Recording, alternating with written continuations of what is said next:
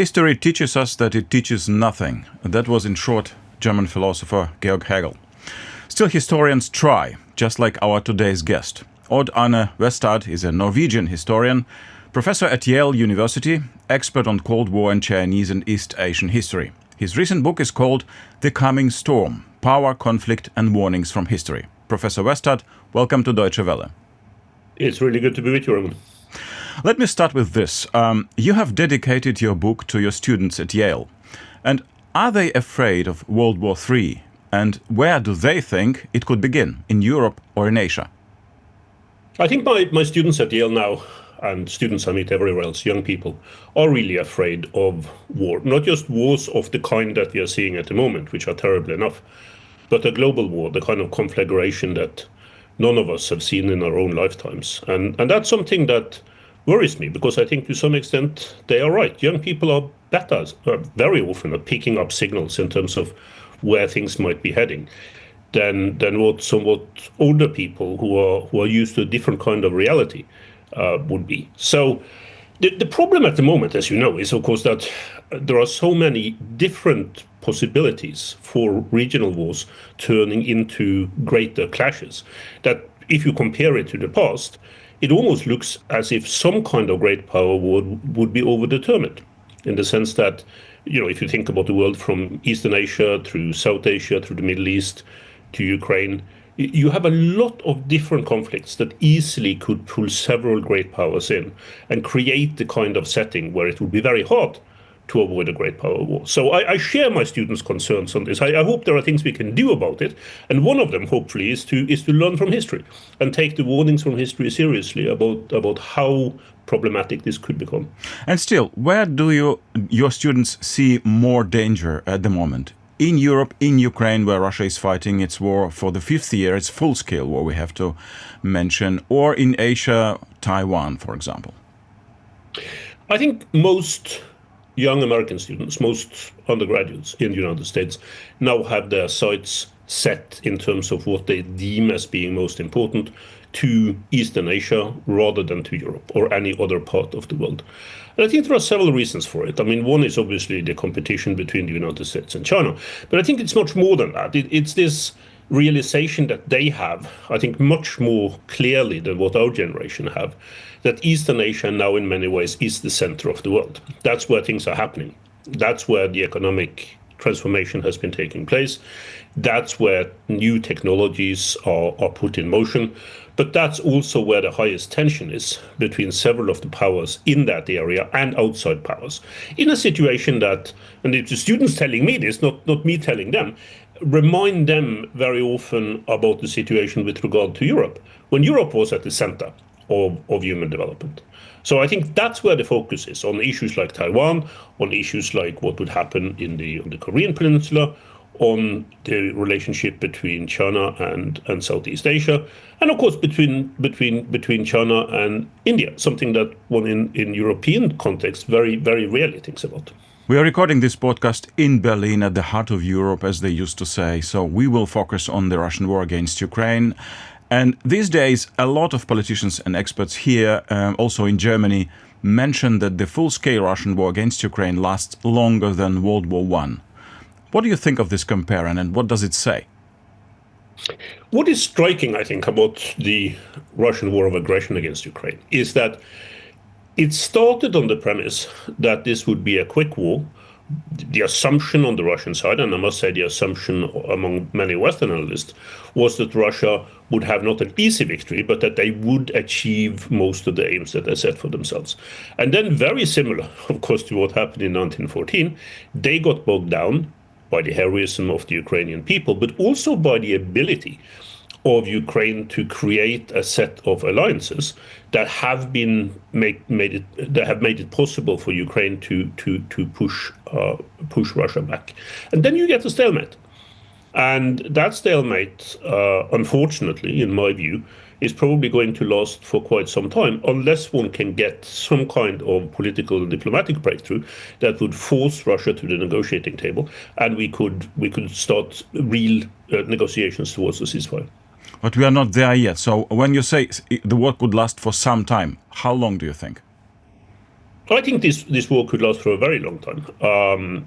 We are talking years, unless there is some development in diplomatic terms or in political terms that would make the Russian leadership decide that they would be better served, as they certainly are, by getting to a ceasefire in Ukraine. I think my overall sense on the war at the moment is that we are in a situation where Russia has very, very few opportunities for a battlefield breakthrough.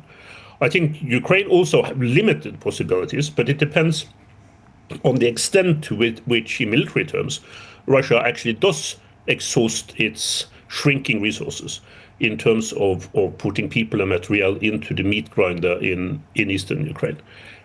So I think if the war goes on the way that it does now, it has the potential of lasting for several years. But what I think is most important at the moment, and this I entirely agree with President Zelensky and the Ukrainian leadership, is to get a ceasefire. And then from a ceasefire, hopefully one could have a more stable situation over time, including changes in Russia that would allow a restitution of the Ukrainian state to take place. We will continue talking about that in a moment. To finish that question about comparing World War I and the current Russian war against Ukraine, what do you think would be a correct historic comparison? Is it the Soviet war in Afghanistan, which lasted 10 years? It's very hard to find an immediate parallel for the war in Ukraine. I mean, the way it looks, although on the battlefield it looks very much like World War I, that you have a situation where the forces on either side have dug themselves in, and where the movements are very limited. In political terms, it starts to look a little bit like the latter phases of the American and Chinese war in Korea, for instance, or the situation with regard to the Soviet war in Afghanistan that you mentioned, or the latter stages of the war in Vietnam, where unless there is some kind of diplomatic, political breakthrough, then very few changes on the battlefield will actually take place. And I think it's in that category of wars that Ukraine war seems to be in at the moment. A great power that has enormous resources, but is depleting those resources and the political will to fight by a strategy that obviously is not working. You're speaking about a stalemate, but here in Europe, but also in the academia circles in the United States, some experts are speaking about a turning point, with Ukraine striking deep inside Russia more and more. So do you see a turning point? Is it coming? I don't think a military turning point is coming, in the sense that either of these two sides, for pure military reasons, are going to go through some kind of breakdown in terms of their ability to fight. I think there has been a turn in the direction of Ukraine making use of its opportunities, which will increase, I think, also in the future, of striking much deeper inside Russia than what has been the case up to now. But I don't think that will change the overall balance in the war. What decides that is what actually happens on the battlefield. And on that, I see very, very little opportunities from both sides of having a significant military breakthrough. Speaking about opportunities for Moscow, what do you think Russia would do next or could do next? Would Vladimir Putin, Russian president, mobilize like he did in 2022, or would he negotiate maybe sometime later this year? It's very hard to speculate on this, but my sense that I get from inside of Russia is that Putin will probably try to do both. I think he will try to get more resources available, of the meager resources that Russia now have, both in terms of men and material, to achieve some kind of breakthrough in Ukraine.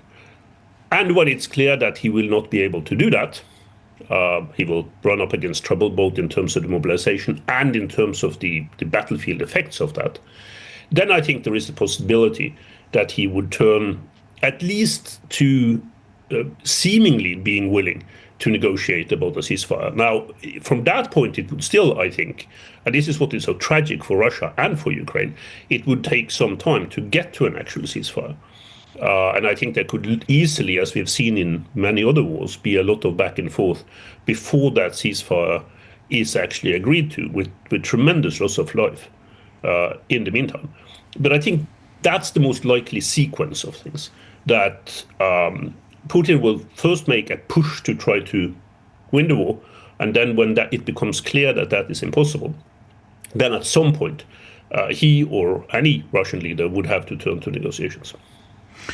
In the past weeks here in Europe, there was or seemed to be some kind of hope that the European leaders could get a place at the negotiations table with Russia. So far, the negotiations took place between Russia, Ukraine, and the United States, with the United States being kind of mediator, not a supporter of Ukraine. That could be changing now. We could talk about that as well. But still, speaking about Europe, it looks like Europe is hesitating. It's not clear who could represent it on a potential meeting, during a potential meeting with Vladimir Putin. What do you think? Does it make sense for Europe to talk to Putin directly now? Yes, I do think it makes sense. And I think it's important to have those kinds of conversations without either side trying to impose some kind of rigorous context to it. I think it would be good if Europe were able to agree on people or European leaders who would meet with Putin, who would discuss the situation in Ukraine with him, not to negotiate with Putin. I mean, any serious negotiations here will have to take place between the two fighting parties, between Russia and Ukraine, and that's obvious for everyone. But also to develop, I think. I mean, I'm not a great believer, even with your worst enemy, in the principle of non-contact. I think it's a really good idea to meet with Putin, meet with the Russian leadership, try to develop some kind of framework. I think one of the things that it's really important that Putin and his pseudo allies, first and foremost China, realize in this matter is European determination to continue to support Ukraine up to a ceasefire has been signed and after a ceasefire has been signed. I mean, that's the next step in this conflict, is of course what happened after a ceasefire actually comes into being. And for the Russians to have realistic assumptions of what that would lead to, I mean, it wouldn't lead to a normalization in the relationship between Europe and Russia. It wouldn't lead to the end of all sanctions, or shouldn't. It shouldn't lead to the end of travel bans. It shouldn't lead to a normalization in terms of security guarantees for Russia coming from Europe or anywhere else, until there is a peace agreement between Ukraine and Russia, going much beyond what has been agreed to in a ceasefire. And it's very important for Russia to understand that, right? And the only way to do it, really, is through conversations with Putin, who is at the moment the one who makes the decisions. The European signal to President Putin has been so far, we will continue supporting Ukraine as long as necessary, as long as it takes, as the German Chancellor Friedrich Merz is also saying. But it looks like Vladimir Putin is just waiting. He's waiting for political changes in Europe, for far-right parties in major European countries to take over the power. We are having presidential elections in France in 2027. In Germany, the far-right party Alternative für Deutschland, Alternative for Germany, is heading in the polls now. So maybe Putin has a point. He just needs to wait a few years, and then he can do what he wants. I don't think he has much of a point. I think this is a dangerous policy from a Russian perspective, because what Putin is doing, as he has increasingly been doing in the 2020s, is to put the fate of Russia in the hands of what happens elsewhere. Whether it would be the Chinese support for Russia in the war, whether it was the hope that Donald Trump would be re-elected American president, and therefore that would serve Russia's interest in Ukraine. And after that, as you now can hear very often if you follow the Russian press, the hope that Europe would turn in another direction politically. I mean, the chances of this happening in a way that would serve Russia's interest with regard to the war in Ukraine are minuscule. I mean, they're really, really very limited. And I very often think that presenting this, particularly presenting it to the Russian public through political statements, through discussions in the Russian media, not least Russian television, is holding out in terms of a hope of political changes, dramatic political changes elsewhere, coming in and saving the Russian position. Historically, these hopes have usually come to nothing, and I think that will also be the case here. Could you please elaborate in more details? Why do you think that the chances of Russia winning this war are very limited? So the three main reasons.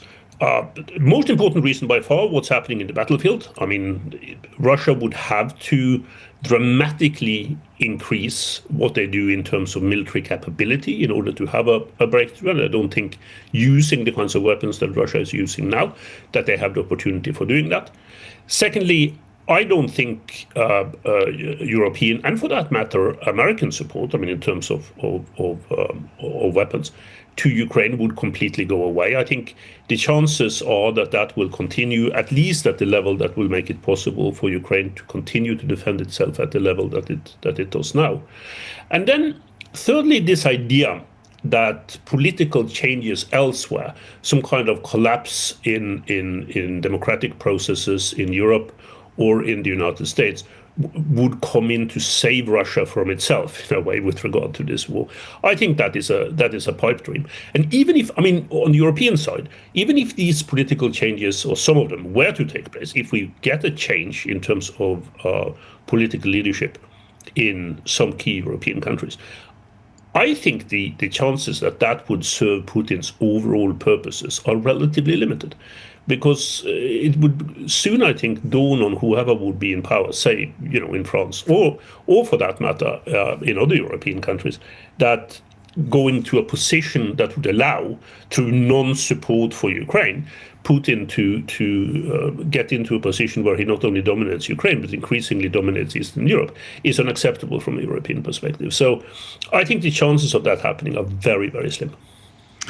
Let's talk about Donald Trump, the US president. Are we witnessing a change? Well, we are witnessing it constantly, but still, we are talking in summer 2026. Are we witnessing a change in Washington's attitude towards the Russian war in Ukraine? And is Donald Trump now more supportive of Ukraine than he has been in the past year?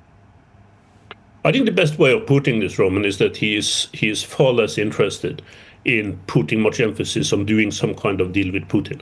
Look, I mean, Trump is exasperated with Putin. He had expected that when he came back into office, he would be able to set up some kind of arrangement whereby Putin would join him in moving towards an end to this war very, very quickly.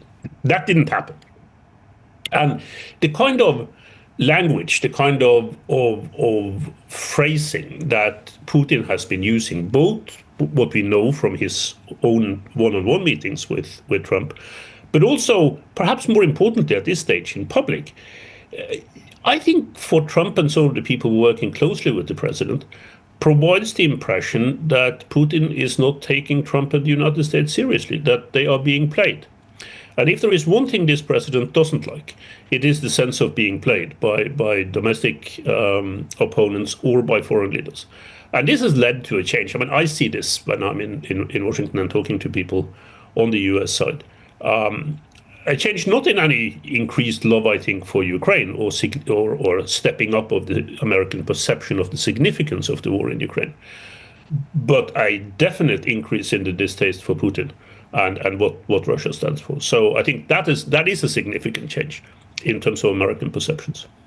Let's talk about World War I and comparison to the Russian war against Ukraine. In your book, you compare today's Russian war and Austria in World War I. So what's the similarity? Both of them, both Russia today and Austria-Hungary, or the Habsburg monarchy, or whatever you want to call it, before 1914, were significant great powers in decline. And that decline had lasted for some time when you get to the confrontations that took place in the period right before 1914 and in Russia's war in Ukraine today. It wasn't as if Putin was able to go to war against Ukraine because Russia was an expanding great power. I mean, Russia was in considerable decline before this happened, and the war against Ukraine has then strengthened that decline, relative to other great powers, which in effect has made Russia, for all practical purposes, almost entirely dependent on China in terms of its future economic development. And this is very similar to what happened with Austria. I mean, Austria allied itself with Germany, the rapidly rising power right next door, which seemed on the way to become by far the most significant power in Europe. And then the Austrian leaderships, a little bit like Putin today, thought that they could make use of that position to fight wars against its local regional enemies, backed up by the most significant power that there was. And this is one of the things that really does worry me in terms of the longer term perspective of Russia's role, because this is not just about Ukraine. It's also about Russia's long-term relationship with Europe, because it's not only Ukraine that Russia has quarrels with on its western border. And this sense that the links between Russia and what is by far, at the moment, the most rapidly rising great power in the world, China, would empower Russia, to even a much weakened Russia, to act in ways that could be really destabilizing. That's one of the comparisons that I find with the situation with regard to Austria and Germany before World War I. So it's not an exact parallel, but it's a pretty good parallel to help us think about what these kinds of relationships mean. The Austrian-Hungarian Empire disintegrated after World War I, so did the Russian Empire, and there was a revolution in Russia after World War I. Do you see anything like this happening today in Putin's Russia? If Russia gets itself involved in an even bigger war or wars than what you're seeing at the moment, I think the future of the current Russian state is really at stake. I think Russia already is at a point where it's so obvious in terms of what's happening domestically that the war in Ukraine is moving that country, not quickly, but fairly certainly, towards a point where it will be at a disadvantage towards all of the rest of the world, not just Europe in a broader sense. And I think if you had an even bigger set of conflicts breaking out, that probably would mean the end of the Russian state that we see today. And I think there are many people in the circles around Putin who realize that. I mean, they realize Russia's weakness. But whether Putin is now so deluded that this doesn't get to him, or so interested in being seen as the great leader who provides a new kind of Russian glory in the future, that's hard to say. But I'm pretty sure that there are people within the power circles, as they say in Moscow, who realize that Russia now is in a position that is very weak, and that any kind of further conflict could easily lead to the kind of scenario that you saw with Austria, or for that matter, the Russian Empire, when they moved into a much greater war that they could not win. What could be a realistic end to the Russian war against Ukraine? In your book, you argue for a ceasefire, you've just mentioned it, and a neutral Ukraine, but integrated into the European Union. But basically, it's Finland before it joined NATO. But why do you think Vladimir Putin would accept such an end to this war? Because when it comes to a ceasefire, at some point he will not have much of a choice. I mean, it is possible that you will get a ceasefire without a peace deal. I think that's entirely possible. As a result of that, Russia will weaken further, and probably at some point, it will be clear what's happened at other times in Russian history, that some kind of change of course would be necessary to not disadvantage Russian power further. I think that is the key issue that would come up here. So I think the most realistic scenario at the moment is that we would be moving towards a ceasefire, because at some point all sides will realize that is in their interest. How we get from there to a peace deal that would also help normalize Russia's relationship with Europe, which I think will happen long term. But the question is, how long will that actually take? The way things are moving at the moment, it would take significant political changes domestically in Russia for a realistic peace deal that Ukraine and its backers would accept to happen. So I don't think we should wait for that at any point soon. The important thing, therefore, for me at the moment, as you said, is to move as quickly as we can towards a ceasefire, because I think the potential for a military breakthrough, except in the dreams of some military strategists, is close to zero. And therefore, it is important both for Ukraine, which is the party that has been attacked in this war of aggression, but also for the aggressor, for Russia, to move towards a ceasefire that stops the killing. Stops the killing on the battlefield and stops the increasing frequency of long-range attacks, first and foremost inside Ukraine. In your book, you also argue about a fast-track EU membership for Ukraine, but Europe doesn't seem to be in a hurry. Is Brussels making a mistake? What do you think? Yes. I think, of course, no one expects Ukraine to move into a EU membership proximity immediately. It takes negotiations, it takes planning, as we have seen in other cases, with regard to Eastern European countries and other countries that have joined the EU or the EC. But look, this is an emergency, right? This is also a test of what Europe is capable and willing to do. So if European leaders do not realize that they cannot take their good time, as they otherwise are very likely to do, in considering the full integration of Ukraine into the European Union, for very clear strategic reasons that also have connections to European core security interests, then I think they're really missing out on the opportunity of Europe for the first time in a long while, really looking after its own interests first. So I think obviously it cannot happen immediately, but on the other hand, it's also very clear that you cannot have a long outdrawn candidacy and negotiation process, which could end up discouraging many Ukrainians in terms of their thinking about their place in Europe and European support. And for strategic reasons, not least with regard to the relationship between Europe and Russia, it's very important that that does not happen. So I'm looking, if we want to be concrete here, and I always like to be concrete, we're looking at this at the brief time frame, when we have gotten to a ceasefire arrangement, and I think that's important to happen first. If after 2 years after that has happened, if Ukraine is not fully integrated into the European Union, I think that would be a real setback for Europe's strategic position in a global sense. How worried are you that the Russian war against Ukraine might develop into a world war between great powers, which would be World War III, and something you are warning about in your book? It depends on what happens from now on. I don't think the Ukrainian war in itself has in it the seeds of a new great power war. But I do think that if the right kind of global crisis, a kind of security crisis that we cannot foresee at the moment, what some people could call a black swan event, some kind of terrorist act, some kind of clash elsewhere that gets out of hand, I think the war in Ukraine, together with the ongoing US war in Iran and the tensions that we see elsewhere in the Middle East and in East Asia, could come together in the kind of conflagration that created great power wars in the past. So that's what I'm afraid of.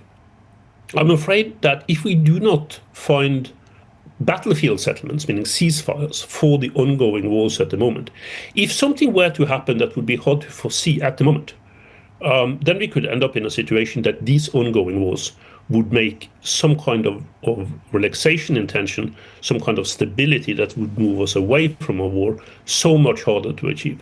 And that's in effect what happened in the summer of 1914, that you had a lot of pre-existing tensions, some of which were regional and in conflict terms, some of which were structural, came together within a very short period of time to produce a global great power war that no one really wanted. And that's my concern for today as well. So that's the reason why I emphasize in the book that it's so important to try to get ceasefires in ongoing wars before we move on to try to stabilize the global situation further in a broader sense.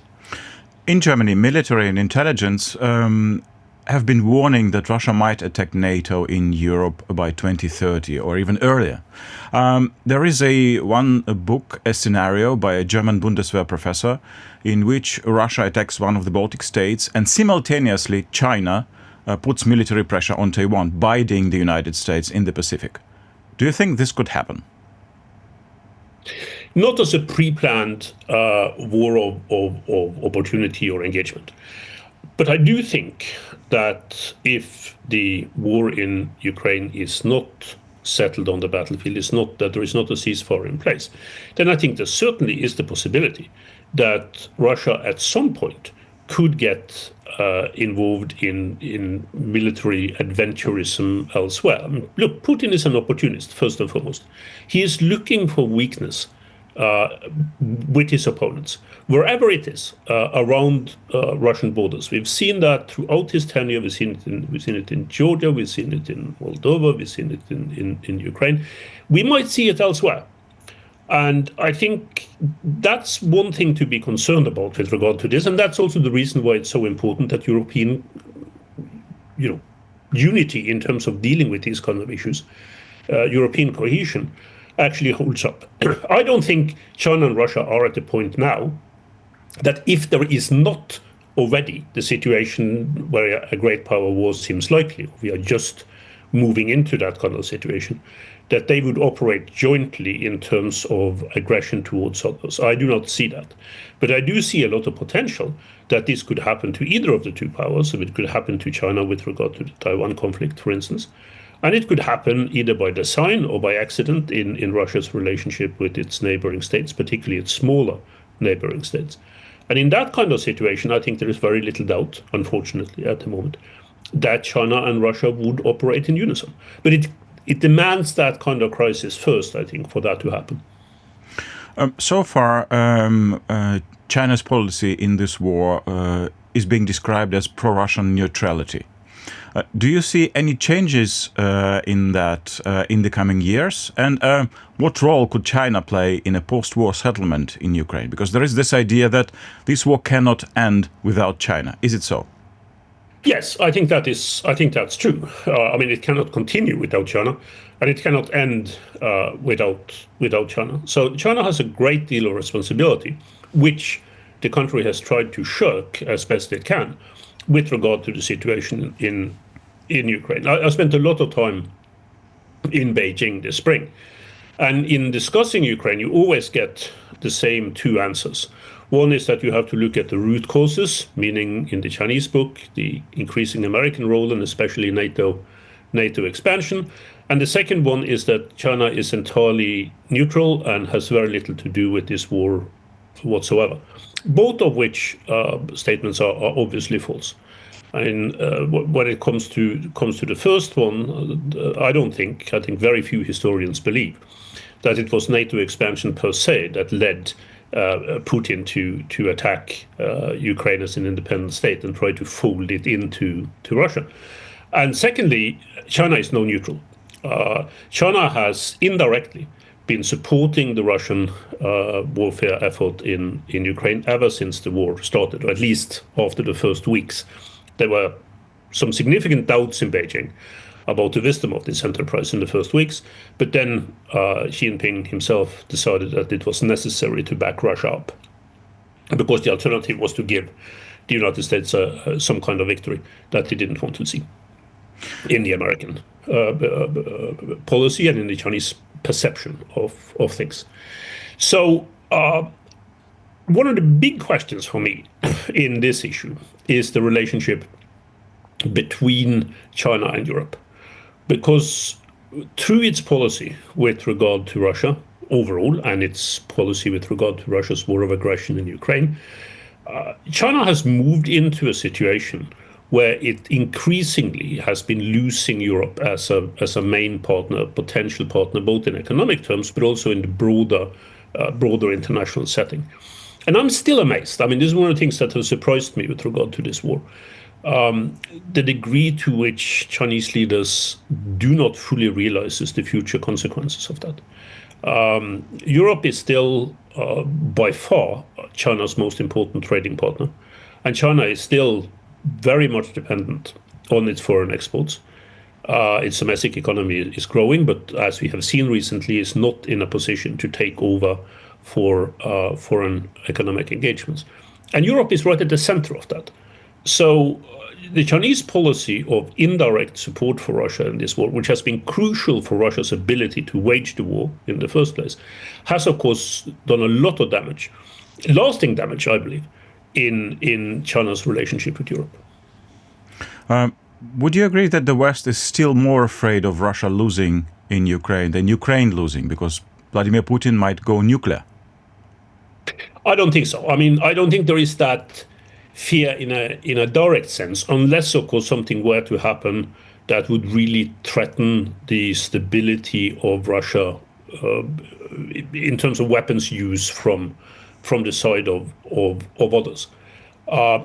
I think what we will see, probably even more so up towards when a ceasefire is actually agreed to, is Russian nuclear saber rattling. I mean, we see that immediately. I mean, you can look at discussions going on Russian television or Russian media every day, and you see sort of the signs of that.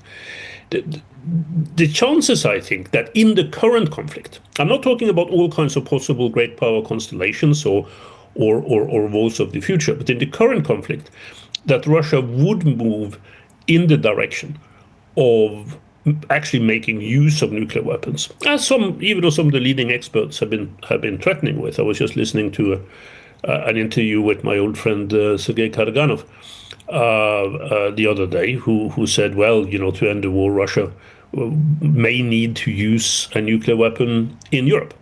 I think the chances of that happening are close to zero, unless there are changes in the battlefield or changes within Russia that we cannot foresee at the moment. So I think European negotiators, when we get to that, and Ukrainian negotiators, would be better served not by constantly focusing on the role of Russia as a nuclear power. I think if one ties oneself up like that, I mean, think here about negotiations on the Korean War, negotiations on the Vietnam War, negotiations with regard to ending the war in Afghanistan. If the idea had always been that Russia itself is a nuclear power, and therefore has to have a special position in terms of these negotiations that could not be shared with others, you are already, trying to fight for peace with one hand tied behind your back. So one shouldn't do that. And I think it's very important to realize that unless the other constellations change entirely, Russia's nuclear saber rattling is just that. It is an attempt to gain advantage. Summing up, are you more pessimistic or optimistic about the world learning the lessons of the 20th century of history and preventing World War III? It might seem a little bit strange, given the book that I just written about warnings for history and deep warnings in terms of what went wrong in the past, for me to say that I'm a moderate optimist. But I am. I'm a moderate optimist in the sense that I think if we are able to deal with the ongoing conflicts that we're having at the moment, in the sense of moving from an active phase of warfighting over at least to a ceasefire, and that we get more stability in a broader strategic sense among the great powers, the established great powers and the rising great powers, than what we have seen of late, that we could go through a period of reasonable stability in international affairs. But this has to happen now. I mean, if we do not get started on trying to deal with these conflicts now, that we do not get started on trying to improve at least the strategic communication among great powers to a greater extent than what we've been able to do for the last decade, then I think we are in really difficult territory. And I think this is the message of the book in many ways, that the years that we're in now, 2026, 2027, will be seen in the future as crucial in terms of which direction the world is going to go in. Are we going to get the kind of stability that we didn't get before 1914? Or are we going to move in a direction that makes global war more likely? I think the decisions are really ours to make at this moment. Thank you very much, Odd Arne Westad, Norwegian historian, professor at Yale University, author of The Coming Storm: Power, Conflict and Warnings from History. Thank you. Thank you, Roman. Great to chat with you.